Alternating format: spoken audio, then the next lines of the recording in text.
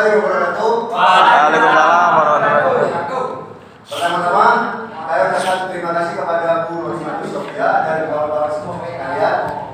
Di sini saya dari kelompok 6. Saya sendiri itu adalah kelompok dari berdiri 2010 64 10 27 dan di samping saya adalah Dan perkenalkan nama saya Muhammad Fikri, NIM 29 Saya Muhammad Agus Putra, NIM 201010041009. saya tinggal Setia NIM 0404. Saya Ahmad Abdul Maulana Bajimi 2013. Nah, baik di sini saya sebagai moderator akan mempresentasikan paduan logam ferus dan non ferus. Nah, logam sendiri itu adalah bahan atau material teknik yang sangat banyak digunakan dalam berbagai bidang. Dalam dunia teknikan, logam merupakan material yang paling penting mendominasi dari bahan teknik lainnya sebagai bahan yang paling utama dalam pembuatan mesin. Di dunia pendidikan, kita harus mengerti unsur-unsur yang terkandung di dalam logam tersebut. Nah, itu ilmu logam adalah ilmu yang mempelajari tentang benda yang mengandung besi ferro dan bukan besi atau non ferro. Logam terbuat bukan dalam bentuk murni melainkan dalam bentuk batuan yang mengandung biji besi yang juga merupakan persenyawaan antara besi dan oksigen, tapi dalam bentuk silifat.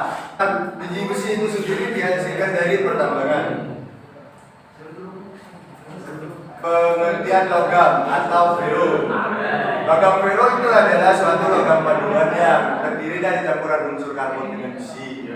Untuk menghasilkan suatu logam paduan yang mempunyai dua sifat yang berbeda dengan besi dan karbon, maka dicampur dengan bermacam logam lainnya. Logam adalah elemen kena bumi atau mineral yang terbentuk secara alami. Jumlah logam diperkirakan itu 4% dari kena bumi.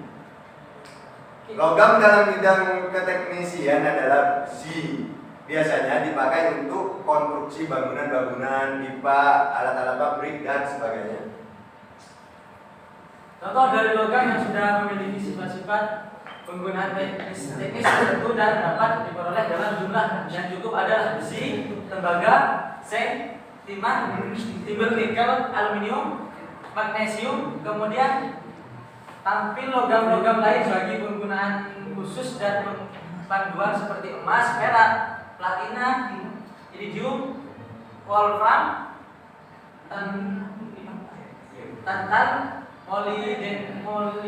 molybdenum, titanium, volkat, antimonium, metaloid, krom, vanadium, beryllium, dan lain-lain. Logam adalah unsur kimia yang mempunyai sifat-sifat yaitu dapat ditempa dan diubah bentuk, menghantar panas dan listrik, keras, tahan terhadap goresan, potongan atau kausan, kenyal, tahan patah bila dibentang, kuat, tahan terhadap benturan, pukulan, martil, dan lihat dapat ditarik. Yang dimaksud besi adalah bidang keteknisian.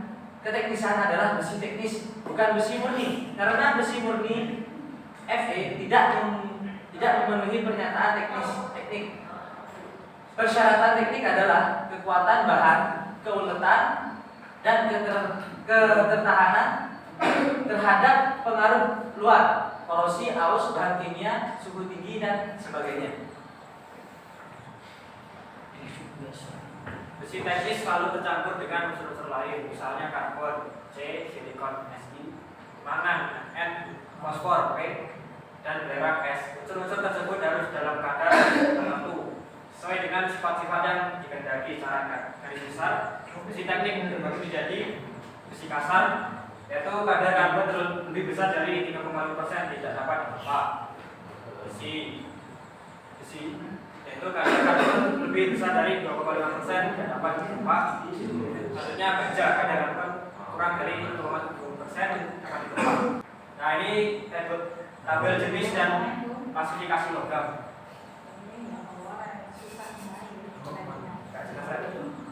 Nah ini kalau kabel sensor baja dapat dipengaruhi oleh warna logam yang lain. Nah, pada pengertian non logam, non-ferro ialah jenis logam yang secara kimiawi tidak memiliki unsur besi atau ferro. Oleh karena itu logam jenis ini disebut sebagai logam bukan besi atau ferro. Beberapa jenis logam ini telah disebutkan di mana termasuk logam yang banyak dan digunakan baik secara murni maupun sebagai unsur paduan. Dengan semakin berkembangnya ilmu pengetahuan dan teknologi, terutama dalam pengelolaan bahan logam, menjadikan semua jenis logam digunakan secara luas dengan berbagai alasan yang semakin ditingkatkan dan kebutuhan berbagai peralatan pendukung teknologi secara kemudian batasan dari ketersediaan bahan-bahan yang secara menggunakan dan lain-lain. Logam non-ferro ini terdapat dalam berbagai jenis dan masing-masing memiliki sifat dan karakteristik yang berbeda secara spesifik antara logam yang satu dengan logam yang lainnya. Keberagaman sifat dan karakteristik dari logam non-ferro ini memungkinkan memakai secara luas baik digunakan secara murni ataupun dipadukan antara logam non-ferro bahkan dengan logam ferro untuk mendapatkan suatu sifat yang baru yang berbeda dari sifat asalnya. Pengertian dari bahan bukan logam atau non logam adalah unsur kimia mempunyai sifat-sifat yaitu elastis atau karet, cair, atau bahan pelumas sehingga tidak dapat mengantarkan arus listrik, bahan isolasi, peka terhadap api atau bahan pembakar tidak dapat terbakar, asbes dan mudah pecah keramik. Selanjutnya pengaruh karbon terhadap sifat logam. Satu dapat digolongkan sebagai berikut. Besi yang mengandung kadar C sama dengan 0% sampai 0,5% mempunyai sifat mudah ditempa dan tidak dapat ditumpuk atau digerakkan. Besi ini disamakan besi tempa. Besi yang mengandung kadar C sama dengan 0,5% sampai 1,7% mempunyai sifat dapat ditempa dan dapat ditumpuk. Besi ini dinamakan baja. Besi yang mengandung kadar C sama dengan 2,5% sampai 6,67% mempunyai sifat mudah dituang, dicor, dan besi ini dinamakan besi tuang. Pengaruh kadar zat arang dalam besi, zat asam terdapat pula dalam udara yaitu campuran dari 78 kali kadar selanjutnya 1% helium, argon, dan beberapa unsur zat lain. Zat asam dalam udara dapat menyebabkan logam besi rusak. Oksid persenyawaan antara zat asam dengan unsur yang lain dinamakan oksid. Batu besi magnet magnesit Fe203 kandungan Fe 60% sampai dengan 70%. Rusia, Swedia, Amerika, batu besi merah hemafit Fe2O3 kandungan Fe 40% sampai dengan 60%. Kanada, Spanyol, Inggris, Rusia. Proses dapur tinggi adalah proses reduksi karena dalam dapur tinggi zat asam dikeluarkan oksid besi dan tinggal besinya. Karbonat batu besi sekuat FeCO3 adalah karbonat besi karena dalam persenyawaan ini terdapat karbonat orang batu besi Fe2O3 kandungan Fe 30% sampai 40% Jerman dan Australia. Zat orang unsur ini sangat penting untuk produksi baja. Zat arang ini terdapat dalam intan yang grafit. Zat arang ini diperoleh dari arang tulang, belulang, arang kulit, arang kayu, arang batu, batu bara, dan lainnya. Namun apabila zat arang dalam besi baik banyak atau sedikit maka akan terjadi persenyawaan dari zat arang yang mempunyai sifat berat. Unsur besi terdapat di alam bahan dalam bentuk logam, mungkin tetapi terdapat dalam bentuk persenyawaan. Buat tahu. Macam-macam logam non-ferro. Itu logam yang paling penting dan paling banyak digunakan dalam industri adalah besi karena hampir 90% dari logam-logam yang digunakan dalam industri adalah besi. Selain besi, logam yang penting antara lainnya itu yang pertama itu ada aluminium, timbal, BB, nikel, Ni, perak, Ag, seng, Zn dan lain sebagainya. Yang digunakan dalam keadaan murni ataupun dalam bentuk paduannya. Logam-logam tersebut harus mempunyai sifat-sifat fisika atau mekanik yang sesuai dengan persyaratan yang dimiliki. Nah, selanjutnya itu adalah suatu bahan yang tidak mengandung besi yang dapat digolongkan menjadi. Yang pertama itu adalah logam berat. Logam berat itu sendiri contohnya adalah nikel, seng, tembaga, timah putih dan timah hitam. Yang kedua itu ada logam mulia atau murni. Yang contohnya itu adalah emas, perak dan platina. Yang ketiga itu adalah logam ringan. Logam ringan itu sendiri terdiri dari aluminium, barium, dan kalsium. Yang keempat itu ada logam refraktori atau tanah api. Yang di dalamnya itu ada molybdenum, titanium, wolfram, zirconium. Dan yang terakhir itu adalah logam radioaktif. Yang di dalamnya adalah radium dan uranium.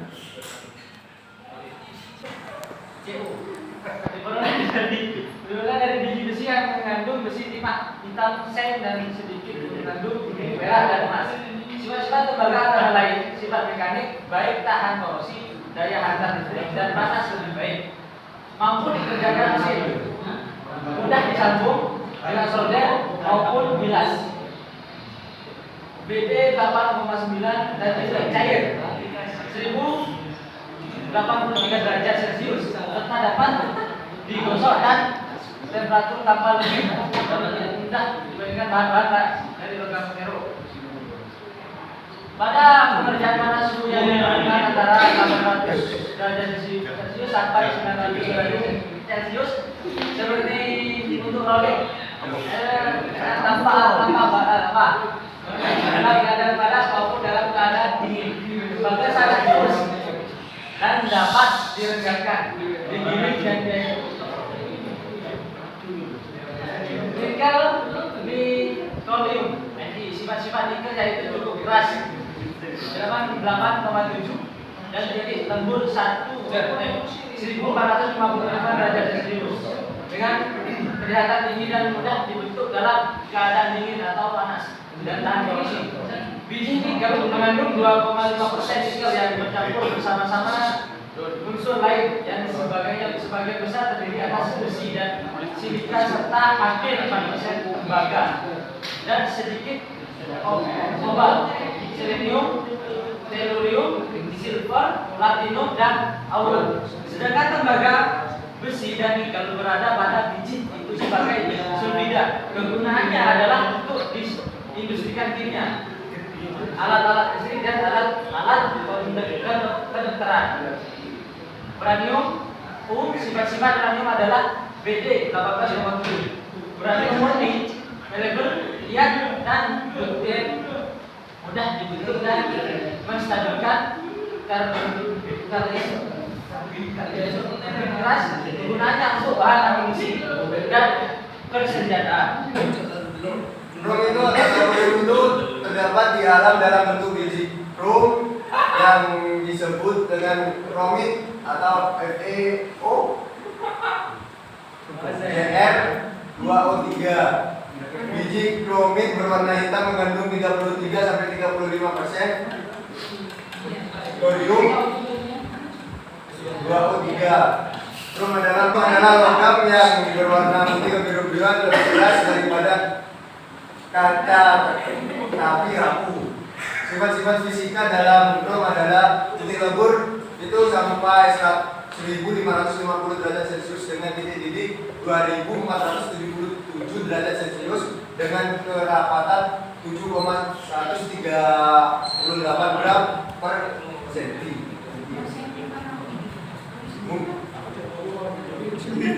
Kemudian lalu dalam asam-asam seperti asam klorida, asam sulfat, dan asam nitrat. Untuk unsur paduan dalam baja konstruksi dan baja mesin memperbaiki kekuatan tarik dan ketahanan korosi, dan unsur paduan dalam baja perkakas memperbaiki ketahanan ukuran. Kegunaan krom sebagai unsur pemaduan untuk bahan penghantar panas atau bahan tahanan.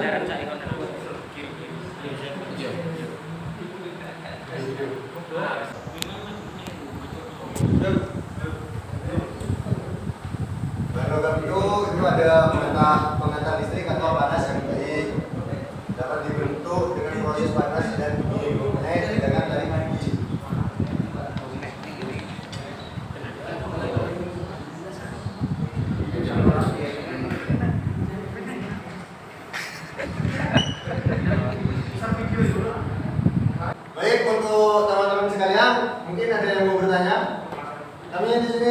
membuka 4 pertanyaan. 4 pertanyaan dan tentunya dengan 4 jawaban. Skip. Ya. Pasangan mau kayak mau bertanya. 4 pertanyaan itu. Warahmatullahi wabarakatuh. Saya Ibnu Abdur, NIM 201064 1018. Saya mau nanya Mas, untuk logam radioaktif, kan ada radium sama uranium. Itu biasanya untuk pengaplikasiannya ke barang itu kayak gimana Mas bentuknya? Dan untuk prosesnya kayak gimana? Oh, baik Mas, saya terima pertanyaannya Mas. Mantap. Oh, oke. Terima kasih. Wassalamualaikum warahmatullahi wabarakatuh. Assalamualaikum warahmatullahi wabarakatuh. Waalaikumsalam. Terima kasih saya diberi kesempatan bertanya. Perkenalkan saya Adi Tafani Wijaksono, NIM 20106105. Nah, di situ kan ada logam refraktori tahap api. Nah, itu kan Ini tahan Mas, bukan tahap Mas. Iya. oh ya, Oke, kacamata saya Mas. ya mohon maaf ya. Mas. Ya, tahan api ya. Itu kan ada molybdenum, titanium, frak, zirconium. Nah,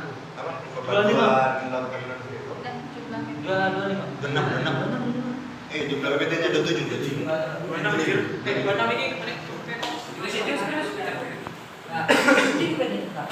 Ya. pertanyaan saya, tolong jelasin 3 tersebut, 4 tersebut itu. Oh ya, baik Mas Adit. Baik, terima kasih. Kan nanya ini buat pertanyaan gangan ya? Pengertian. Pengertian. Oh iya ya Mas Adit. Baik Mas Adit. Assalamualaikum warahmatullahi wabarakatuh. Waalaikumsalam warahmatullahi wabarakatuh. Saya Maki Jawadi Wijaya, NIM 201064131. Ya. Jadi berkaitan dengan materi logam, saya ingin menanyakan tentang logam yang familiar dengan kehidupan kita, besi dan aluminium.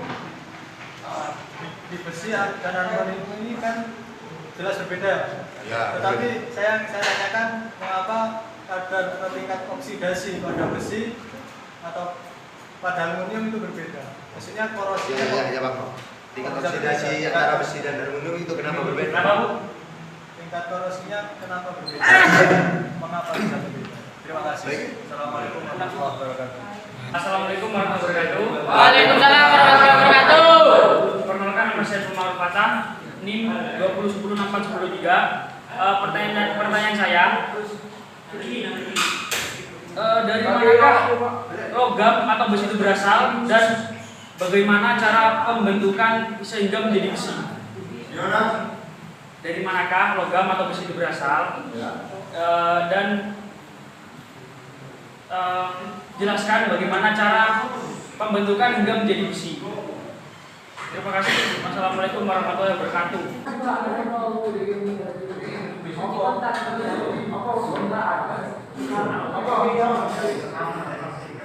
Besi berasal itu dari ini Mas Bima, dari biji besi yang dihasilkan dari pertambangan.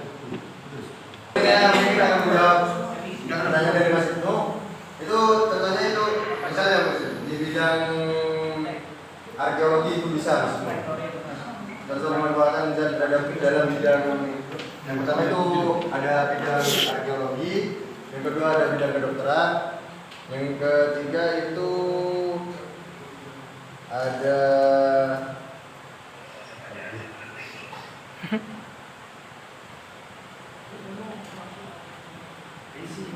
pertanian, dan yang terakhir itu ada di bidang industri oksigen.